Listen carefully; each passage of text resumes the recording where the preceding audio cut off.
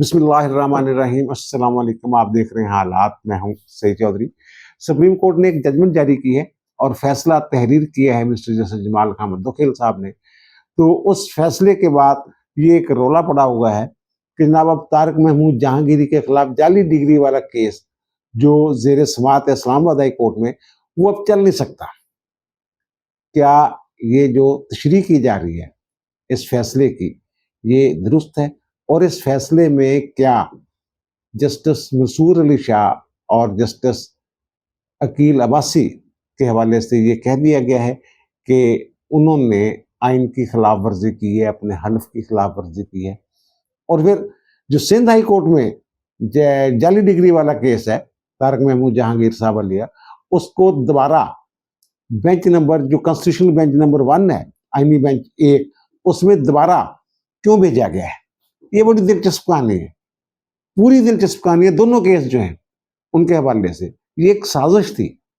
ये जो मंसूर अली शाह साहब वाली जजमेंट थी ना, तो अदालत वाली, जिसका आगे जाकर जिक्र होगा, ये कि पूरी साजिश 26वीं आईनी तरमीम को खत्म करने की। जब मैं तफसीलात बताऊंगा तो आप मेरी बात से इत्फाक करेंगे, लेकिन इससे पहले हम बात करेंगे हमारे वज़ीर-ए-आज़म मियां शहबाज शरीफ जो हैं वो अक़वाम मुत्तहिदा की जनरल असम्बली के इजलास में शिरकत के लिए इस वक्त अमेरिका में है और अमेरिका में वो छाए हुए हैं। जो मुझे लग रहा है, ये जो हम कहते हैं ना कभी कभी चाचू कहते हैं, तो अब तो वाक़ईतन दिल कर रहा है चाचू कहने को। चाचू एक बड़ा चाचे का और भतीजे का एक बड़ा रिश्ता होता है, बड़ा प्यार का रिश्ता होता है।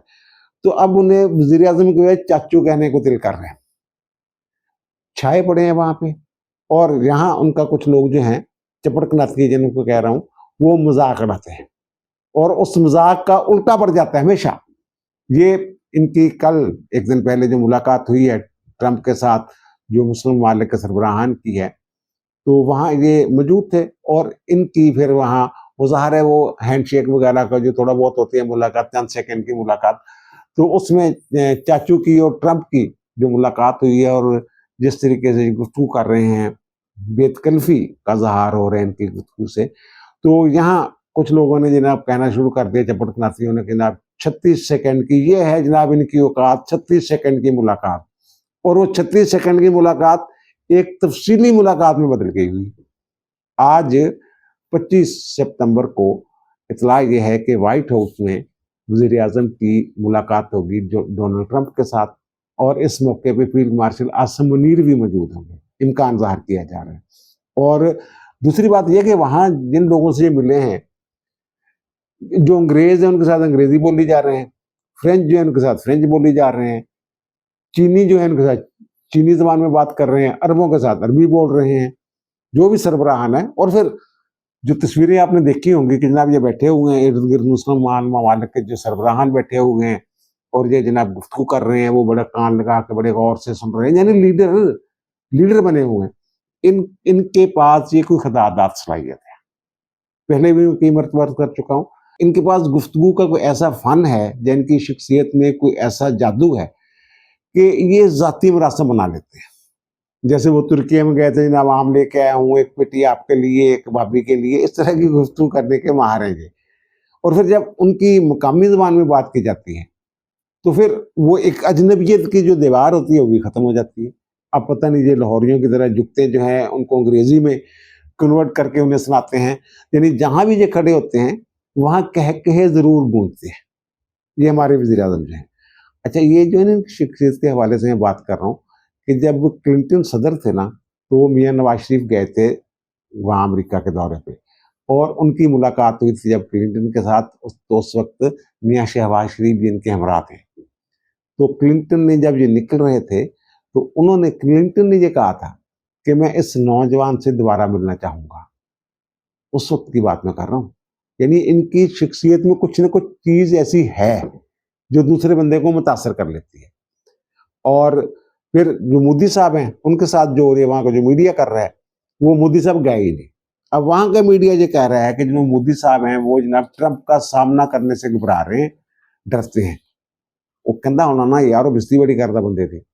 और वो तो रोजाना अपनी तकरीर में किसी न किसी अंदाज में ये पाक भारत जंग का जिक्र करते हैं और फिर त्यारे गिरने और त्यारों की तादाद भी बढ़ाते जा रहे हैं मुसलसल। यानी हर मरतबा भारतीय नुकसान में थोड़ा सा वो इजाफा भी कर देते हैं। अब पता नहीं मोदी को किसने ये मशवरा दिया था पाकिस्तान पे हमला करने का, पहलगाम वाला जो फॉल्स फ्लैग ऑपरेशन है, उसको बुनियाद बनाने का। तो ये मुझे कभी-कभी ये लगता है कि जो भारत है ना, ये मुल्कों का इमरान खान है। इमरान खान भी गलतियाँ कर रहे हैं, उसको ना अपनी ताकत का अंदाज़ा है, ना मुखालफिन की ताकत का अंदाज़ा है। यही गलती जो है मोदी साहब ने की, जो हिंदुस्तान ने की, पाकिस्तान के ऊपर जो अटैक किया और चंद घंटों में उसका फैसला हो गया। और मैं ये कहता हूँ कि जनाब पाकिस्तान रॉकेट की तरह ऊपर गया है। उसके बाद आप देख लें जो हमारे वज़ीर-ए-आज़म को प्रोटोकॉल मिल रहा है, जिस तरह वो मरकज़ निगाह बने होते हैं, हर जगह पे जहाँ वो खड़े होते हैं।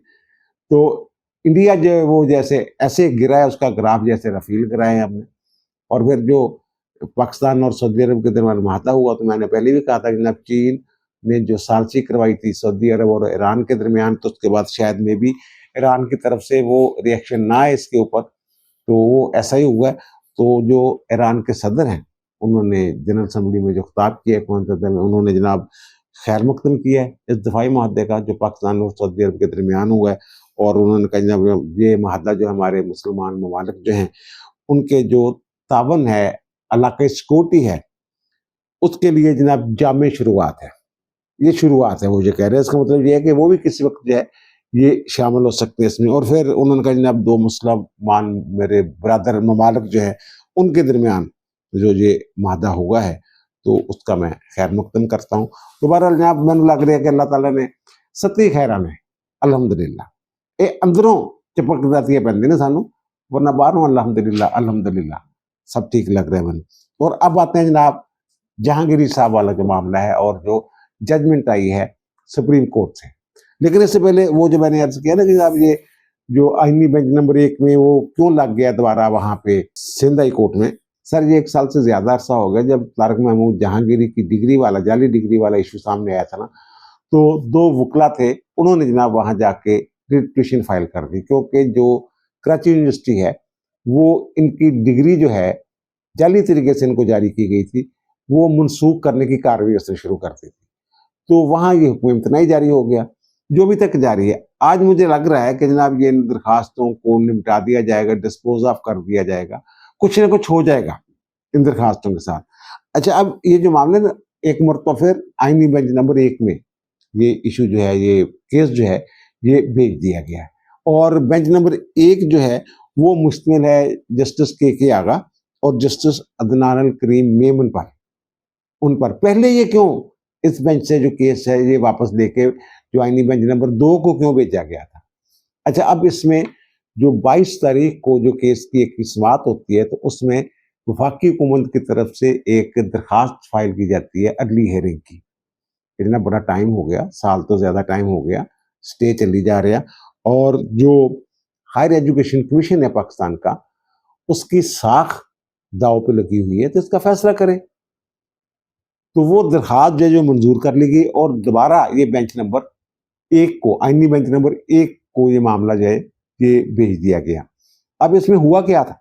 हुआ ये था कि उस वक्त ये 21/11/2024 की बात है। 21 नवंबर 2024 को फरूक एच नाइक जो हैं ये अदालत में पेश हुए थे। और जब वो पेश हुए तो जो बेंच के रुकन थे मिस्टर जस्टिस अदनान अल करीम मेमन साहब, तो उन्होंने कहा जनाब मैं अपने आप को इस केस से अलग कर रहा हूँ, क्योंकि उन्होंने लिख के दिया हुआ है कि जनाब जो फरूक एच नाइक के मुकदमात हैं वो मेरे सामने ना लगाए जाएं, ये जज के पास होता है।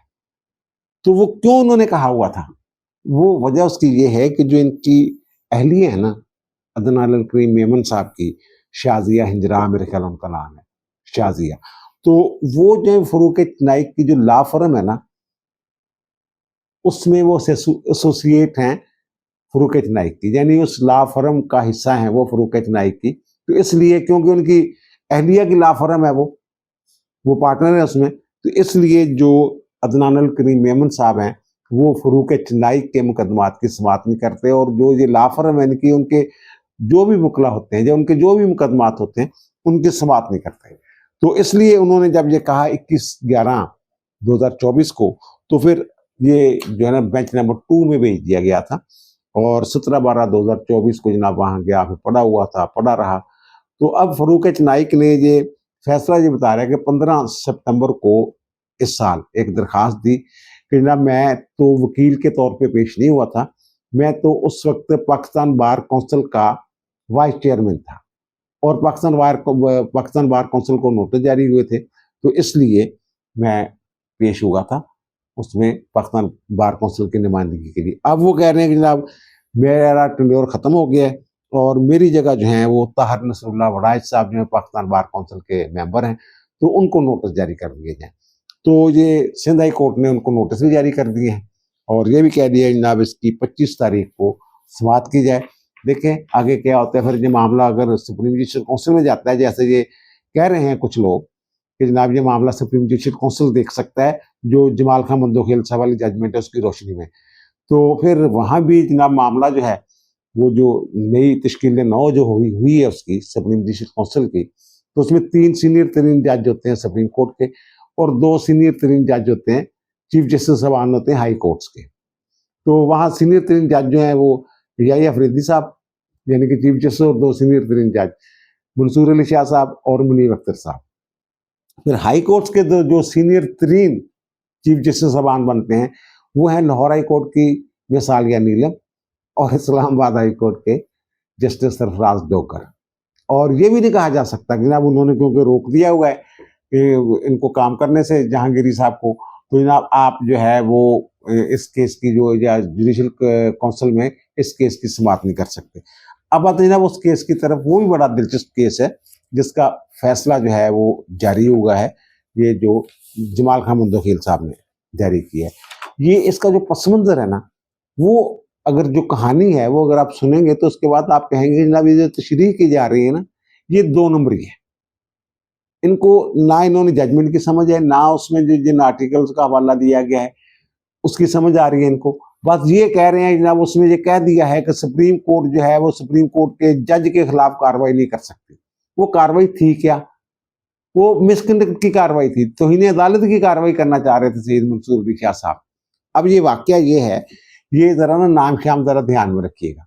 ये 13 जनवरी 2025 इसी साल एक केस लगता है कि वो सिंध हाई कोर्ट का कोई फैसला था, तो उसके खिलाफ अपील थी और वो 3 रुकनी बेंच था जिसको हेड कर रहे थे जस्टिस मंसूर अली शाह साहब और उसमें शामिल थी आयशा मलिक साहबा और जस्टिस अकील अब्बासी साहब। तो बेंच के सामने जब मामला आता है तो जो दरखास्त गुजार हैं वो ये रिक्वेस्ट करते हैं जनाब इसमें जो कस्टम एक्ट है ना 1969 का, उसकी कुछ शिक्कों को चैलेंज किया गया है, ये आईनी मामला बन गया हुआ है। अब 26 में आईनी तरमीम आ गई हुई है, तो ये आप रेगुलर बेंच जो है ना इसकी समाअत नहीं कर सकता, ये आईनी बेंच को आप भेज दें। तो इसमें जो मुखालिफ वकील था वो पता नहीं कौन था, समझे आप। अच्छा, वो जो वकील था ना उसने कहा कि नहीं जनाब ये आप भी सुन सकते हैं, तो इन्होंने ये कहा कि जनाब ये हम इस बात का जायजा लेंगे, जुडिशियल रिव्यू करेंगे इसका कि जनाब क्या जो आईनी बेंच के इख्तियारात क्या है इस मामले। आईनी बेंच के इख्तियारात का जायजा लेने का मतलब ये है कि 26वीं आईनी तरमीम का हम जायजा लेंगे, उसी के तहत बनी थी ना, ये बना था ना ये आईनी बेंच। और फिर वो जो आईनी बेंच की कमेटी बनी थी जिसने मुकदमात तफवीज़ करने थे बेंच को, एक रेगुलर कमेटी है जजेस की और एक ये कमेटी है, तो उन्होंने फिर जनाब हम तो देखेंगे जनाब, हम तो सुनेंगे इसको, पहले ये फैसला करेंगे, बुलाओ जी अटॉर्नी जनरल को, फलां को बुलाओ, फलां को बुलाओ। और साथ ही उन्होंने ये ऑर्डर कर दिया कि जनाब इसको आईनी बेंच में नहीं भेजना, ये उन्होंने फैसला किया 3 रुकनी बेंच ने। और जो कहते 20 तारीख को ना हमारे सामने ही ये केस लगाया जाए, इसी बेंच के सामने, और बेंच भी तब्दील नहीं करना। अच्छा, जो भी नजरिया है इनका और जो भी कानून है, ये कहते हैं जनाब जो चीफ जस्टिस के पास इख्तियार है बेंच बनाने का, एक बात ये भी करते हैं, और दूसरी तरफ कहते हैं supreme court practice procedure act के तहत जो कमेटी है वो जनाब तयन करेगी बेंचों का। तो लेकिन इन्होंने खुद ही ये जुडिशियल ऑर्डर जारी कर दिया जिसका इनको इख्तियार नहीं था। इनको जनाब ये हमारे पास ही दोबारा 20 तारीख को केस लगे। अब इसी दौरान जो बेंच है ये टूट जाता है, रोस्टर तब्दील हो जाता है और आयशा मलिक साहबा जो हैं वो किसी और बेंच में चली जाती हैं। अब ये 2 रह गए, जस्टिस सैयद मंसूर अली शाह साहब और जस्टिस अकील अब्बासी साहब। अब जब ये 20 तारीख आती है तो वो वकील जो कह रहा था नहीं जी आप सुन सकते हैं, वो अदालत में आ गया। उसने कहा जनाब वो हमारा केस है, इनको जनाब लगा ही नहीं, उन्होंने कहा आपने तो तारीख दी थी, लगा क्यों नहीं। उन्होंने जनाब बुलाएं एडिशनल रजिस्ट्रार जो हैं जुडिशियल, उनको जनाब, नजर अब्बास उनका नाम था। हाँ भाई क्यों नहीं साढ़े को लाया, इधर तहरीरी जवाब दे। उसको जनाब नोटिस जारी कर दिए वजाहत कर। उसने जाहिर है वो बेचारा क्या कह सकता था, उसने यही कहना था जनाब मैंने वो राय के लिए वो भेज दिया था चीफ जस्टिस साहब को या उस कमेटी को भेज दिया था। जिन्होंने कहा नहीं नहीं, ये अदालती जुडिशियल आर्डर था, आपने क्यों नहीं ये जो है ओबे किया आर्डर को, आपको किसी से पूछने की जरूरत नहीं थी, हमारे सामने लगाते इसको और फिर हम जो है वो फिर 26 मई तरमीम को तिया पंचा करते हैं। ये बाहर बदी नजर में ये प्लानिंग लग रही थी इनकी। तो 21 तारीख को केस दोबारा लगा। 21 तारीख को जनाब उन्होंने उनको शोकाज नोटिस जारी कर दिया तौहीन अदालत का, कि क्यों ना तुम्हारे खिलाफ तौहीन अदालत की कार्रवाई करके जनाब तुम्हें सजा दी जाए। ये जनाब शोकाज नोटिस दे रहे। 27 तारीख जो है वो डेट डाल दी कि 27 तारीख को इसको हम दोबारा सुनेंगे। अब इसी दौरान नजर अब्बास साहब जो है उन्होंने इंट्रा कोर्ट अपील दायर कर दी। नजर अब्बास की इंट्रा कोर्ट अपील की समाअत का जो मामला है ना, ये 6 रुकनी आईनी बेंच को भेज दिया गया। 27 तारीख को आईनी बेंच में उसकी हेयरिंग थी और 27 तारीख को ही जस्टिस मंसूर अली शाह और अकील अब्बासी की अदालत में ये मुकदमा जो इन्होंने तारीख दी हुई थी, शोकाज नोटिस जो जारी किया था वो 27 तारीख के लिए था। तो उन्होंने अब ये किया कि जनाब उसको जो शोकाज नोटिस दिया गया था नजर अब्बास को वो वापस ले लिया, लेकिन केस खत्म नहीं किया। और उन्होंने ये कहा कि जनाब ये जो हमने नुक्ता उठाया है ना कि जनाब आईनी बेंच के क्या इख्तियारात हैं, उसको कैसे कौन से मुकदमात उसके पास जाएंगे, यानी कि 26 में आईनी तरमीम का जायजा लेना चाह रहे थे ना इनडायरेक्टली। फिर उन्होंने कहा जनाब लग तो ये रहा है कि जो कमेटियां हैं आईनी बेंच वाली कमेटी, जिसमें मीनुद्दीन खान, जमाल खान बंदोखेल और मोहम्मद अली मदर साहब शामिल हैं, और दूसरी रेगुलर कमेटी जिसको हेड कर रहे हैं चीफ जस्टिस या अफरीदी, ये लग ये रहा है कि जनाब ये भी इन्होंने भी तौहीन अदालत की है, लेकिन हम अपने आप को रोक रहे हैं और ये मामला जो है हम ये फुल कोर्ट पे छोड़ते हैं। और वो कह रहे हैं जनाब ये जो हमने नुक्ता उठाया है आईनी बेंच के दायरा इख्तियार से मुतल्लक, तो ये जनाब इसके ऊपर या अफरीदी साहब जो चीफ जस्टिस हैं वो एक फुल कोर्ट तश्कील दें जो इस केस की समाअत करें। और जो तौहीन अदालत के नोटिस हम आपको दे रहे हैं, हम कह रहे हैं कि बादी नजर में आपने तौहीन अदालत केस का भी वो जायजा ले, फुल कोर्ट जो है।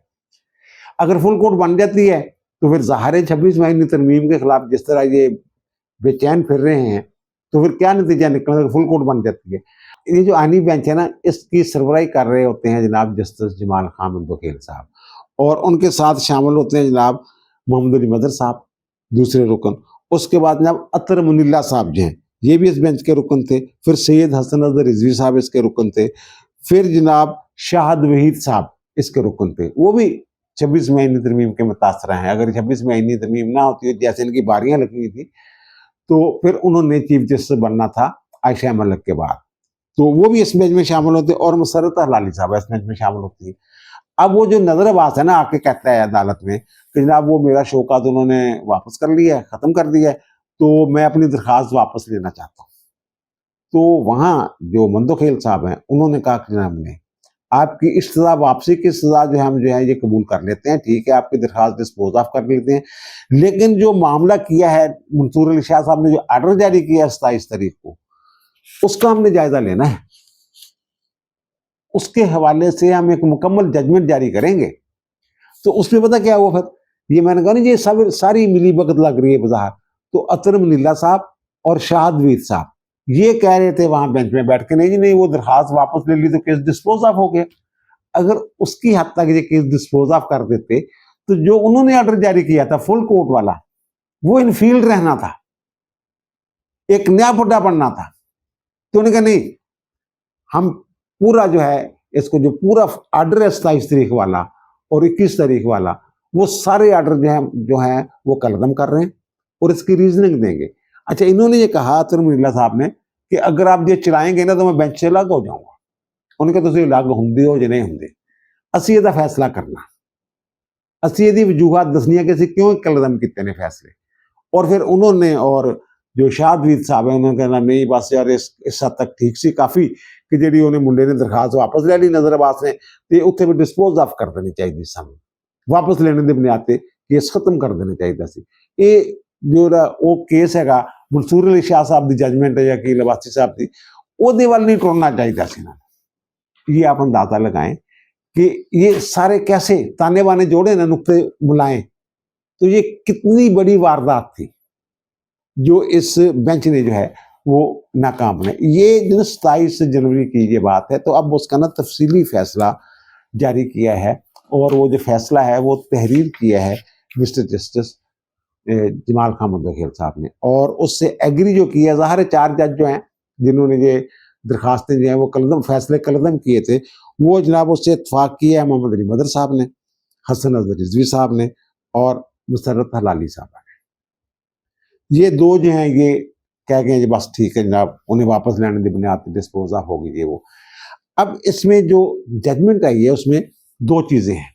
एक तो ये है कि जनाब जो उन्होंने 26वीं आईनी तरमीम की पासदारी नहीं की, उसके हवाले से ऑब्जर्वेशन है। वो कह रहे हैं कि जनाब जो बंदा है, मुद्दई का वकील है, वो कह रहा है जनाब ये आप इसकी समाअत नहीं कर सकते, ये आईनी मामला है, ये एक्ट की कुछ शिक्के हैं जिनका जायज़ा लेना है, तो ये आईनी बेंच का इख्तियार है 26वीं आईनी तरमीम के तहत, और आप मेहरबानी करें ये ना सुने। वो आइन के आर्टिकल 191 में तरमीम थी ना, 191 ए आ गया था कि जैसे मामला जो है जिसमें आइन और कानून की तशरीह का मामला हो वो आइनी बेंच में जाएगा। तो वो कहते हैं हर बंदा जो है ना आइन के आर्टिकल 5 के तहत आइन से वफादारी का वो पाबंद है, लाजम है कि वो आइन और कानून की अतात करे, ये लाजम है, तमील करनी है। वही इन्होंने तो हल्फ उठाया हुआ था आइन की पासदारी का, तहफ़्फ़ुज़ का, तो फिर इन्होंने क्यों ये काम किया, ये मुकदमा अपने पास क्यों रखा, और इसमें से एक नया नुक्ता क्यों निकाला कि जब हम देखेंगे, रेगुलर बेंच देखेगा कि जब आईनी बेंच के पास कौन से मामला जाने चाहिए, कौन से नहीं जाने चाहिए। वो कहते 26वीं आईनी तरमीम में सारी चीजें वाज़ेह हो चुकी हैं। तो उन्होंने ये कह दिया है, ये 4 जजों की जो जजमेंट आई है, तो उसमें उन्होंने ये कह दिया कि जब ये 2 जजों ने ये हरकत की है ना, तो ये वो जो बड़ी मादरत के साथ वो कहते हैं कि जनाब इन्होंने पासदारी नहीं की, अदब का पहलू जो है उन्होंने बरकरार रखा है। और दूसरी चीज जिसको लेके जो बैठे हुए हैं कि जनाब वो अब केस नहीं चल सकता जनाब जहांगीरी के खिलाफ, वो जनाब बेंच ने कह दिया है कि हाई कोर्ट और सुप्रीम कोर्ट के जजों के खिलाफ जो है ये इख्तियार इस्तेमाल नहीं कर सकते दूसरे जज जो हैं।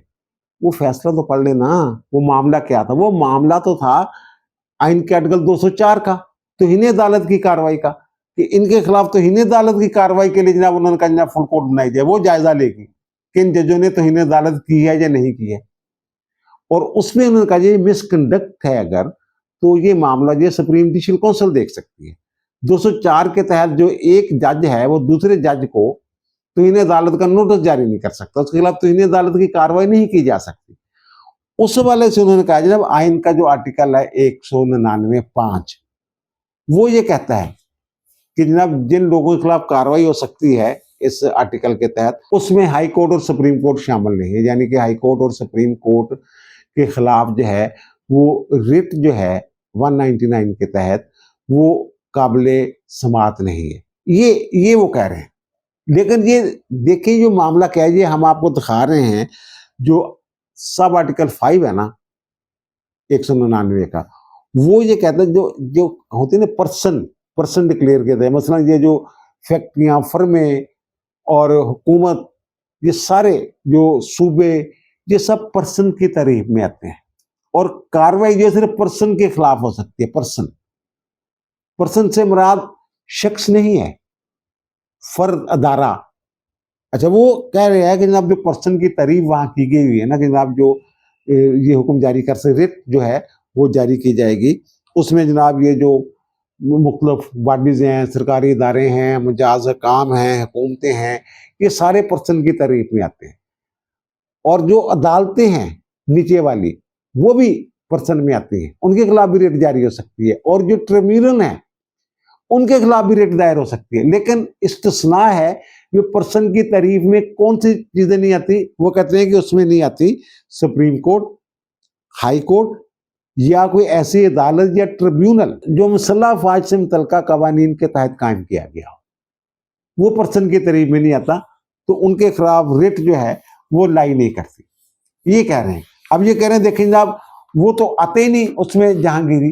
लेकिन जहांगीरी के खिलाफ जो कार्रवाई हो रही है वो एक इंडिपेंडेंट आर्टिकल है, 199 का सब आर्टिकल। वो मैं हम आपको वो भी स्क्रीन पे दिखा रहे हैं।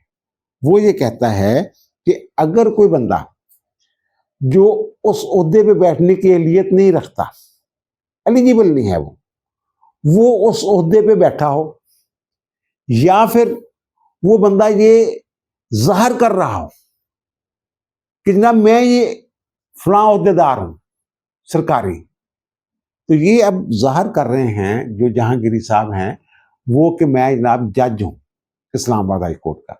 अच्छा, इसमें भी लफ्ज जो है ये पर्सन का लफ्ज है, इसमें भी कि कोई पर्सन अगर खुद को कोई ओहदेदार जाहिर करता है, ये पोज करता है अभी मैं जनाब जज है, लेकिन उसकी अहलियत नहीं है, वो है नहीं असल में, उसका तकर्रर गलत है, तो फिर जो है ये उस पर्सन से, ये भी पर्सन है वो भी पर्सन है, वो ये कह रहे हैं कि जनाब ये जो इनफरादी तौर पे जो जहांगीरी साहब है इनके खिलाफ जो रिट फाइल की हुई है, इस तनाजर में अगर देखें, ये जो मैंने अभी दिखाया है आपको, तो इस तनाजर में देखें तो रिट जो है वो लाई करती है।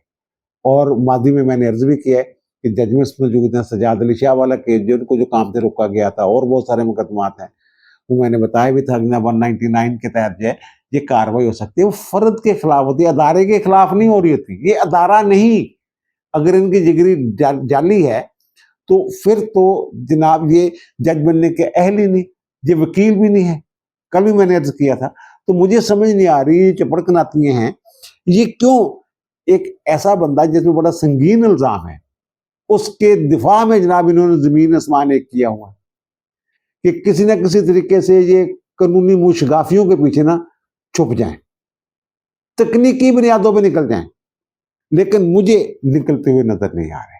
मेरे ख्याल में जो सरफराज डोगर साहब ने हुक्म इम्तनाई जारी किया हुआ है उनकी कोर्ट ने, डीबी ने, तो वो बियॉन्ड द जुडिक्शन नहीं है, वो दायरा इख्तियार से बाहर नहीं है। ये जो मैंने अभी दिखाया आपको कि अगर कोई पर्सन, यहां भी पर्सन का लफ्ज है, अगर कोई पर्सन वो बतौर अदारा पर्सन है, सुप्रीम कोर्ट और हाई कोर्ट का जो जिक्र है, जो 199 सब आर्टिकल 5 के तहत जो बताया जा रहा है, वो बतौर अदारा, ये इनफरादी तौर पे बतौर शख्स, ये वो वाला है, इसलिए इनके खिलाफ जो है वो रिट जो है वो लाइक कर रही है।